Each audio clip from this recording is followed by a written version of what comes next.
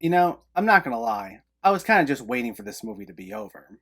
In fact, you can say that I was waiting for the bubble to pop.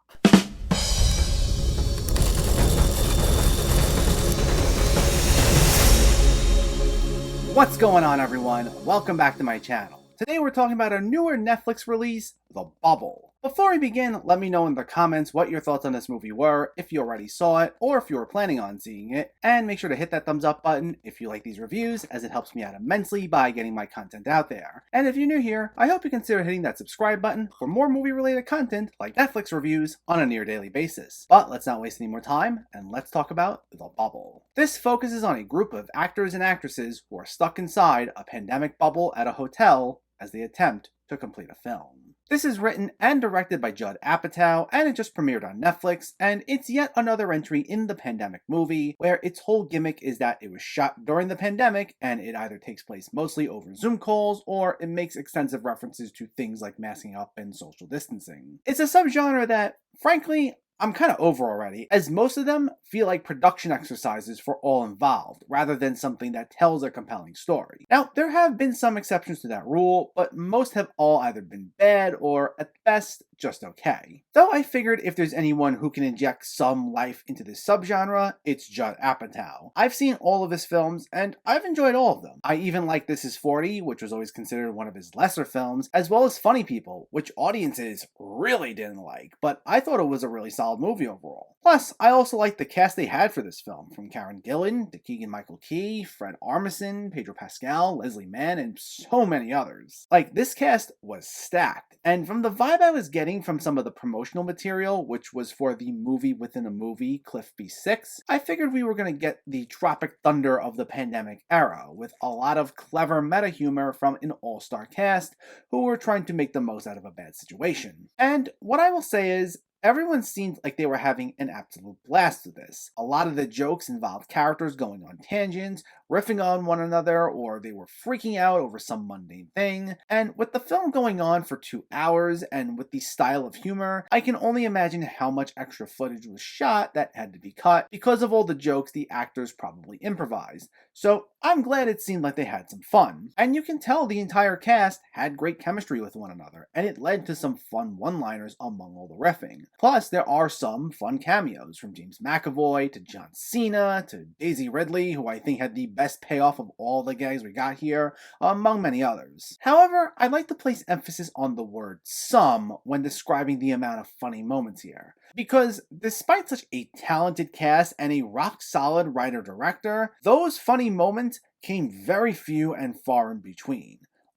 The actual amount of funny jokes were scarce here, and I wish I could say I was exaggerating. Now, this isn't hands down the worst movie I've seen this year so far, but it's close. And given who was involved, it goes down as easily the most disappointing movie I've seen this year so far. I mean, even some of the best directors or actors have had their fair share of misses, but I am honestly in awe of just how painfully unfunny and borderline annoying this movie would get at times. I've said previously, I try to avoid hyperbole on this channel, especially when discussing movies negatively, but this was something. The entire film feels clearly satirical in nature, and almost to the point like it's an extended skit in a sketch comedy show rather than a movie. Everyone's personalities are in a constant heightened state. They're either screaming, yelling, insulting one another, going on these wild drug trips, getting into all sort of arguments, and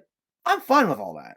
There is clearly a parody feel to them, and I mean, I like parody movies. The aforementioned Tropic Thunder comes to mind, or even old Mel Brooks movies, or The Naked Gun and Airplane. Those are all still a blast. But a lot of the jokes here didn't work because of just how one note each of the characters felt. There was a specific personality trait each of them had, and almost every moment involving them would just be a variation of that same joke, which in and of itself wasn't that funny to begin with. And usually each of these jokes revolve around some sort of toxic personality trait that made most of them grating. Every so often there was a recurring gag that was amusing. I think my favorite was David Duchovny as one of the actors who constantly tried rewriting lines of dialogue in real time with this attempted eco-friendly message that instead comes off as pretentious. And there's also a running gag gag involving Kate McKinnon as a studio exec, which initially isn't all that great, but that eventually escalates in one sequence, going in a couple different directions that I found amusing. But generally,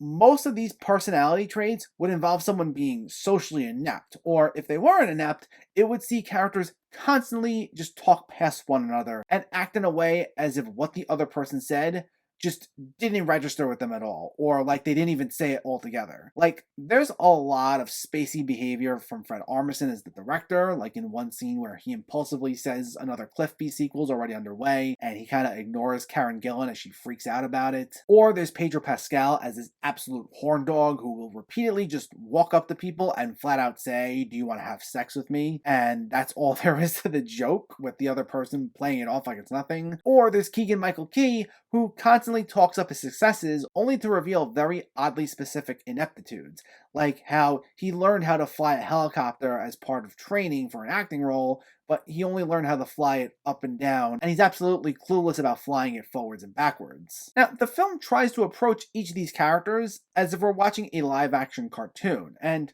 that's fine. There have been plenty of movies that have done that and worked. And there have also been movies where part of the shtick is that it's two or more toxic people are together and we see them repeatedly clash. But if you're going to base your entire movie about everyone being annoying or unlikable or whatever the horrible personality trait is, your movie's just going to come off as annoying, especially with the amount of scenes that feature an extended shtick based around the same couple of jokes that go on for way too long. That's especially what we get here, and it makes this feel like a slog. Now, maybe if the jokes were edited down and were very rapid-fire exchanges that we moved off of almost immediately, maybe this could have worked a little better, because this screenplay, if nothing else, needed some real tightening up. Like, this should have been no more than an 80 to 90 minute movie, not 2 hours, especially 2 hours of these sluggish, one-note bits that felt like they had no end in sight. I found myself constantly time-checking this, and even by the 45-minute mark,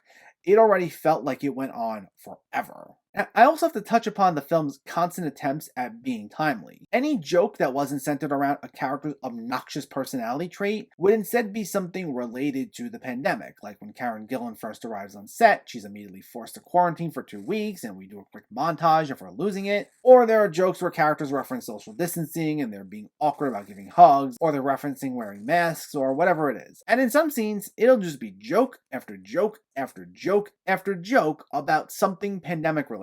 And I mean, I get it. The pandemic sucked, and it's good to be able to find some humor from a bad situation.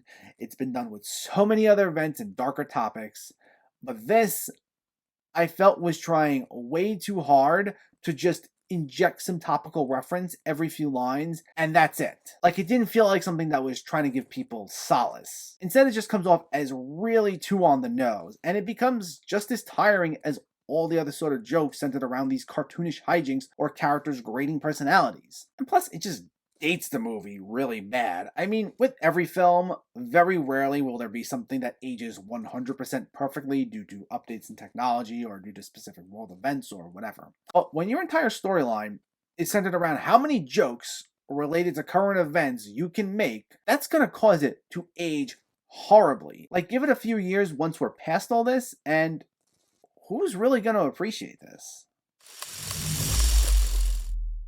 The Bubble is a real swing and a miss, and one that's surprising for just how unfunny it is, given the amount of talented people involved, both in front of and behind the camera. While there's the occasional chuckle, most of the jokes center around unfunny attempts at either being timely or are based on how grating each of the characters can be. And any moment that does work ultimately gets undone due to most of the jokes getting stretched out for way too long, resulting in a sluggish 2-hour runtime. This is just a major misfire from Judd Apatow, and it pains me to say that this really was a totally unenjoyable experience. The Bubble gets a 2.5 out of 10.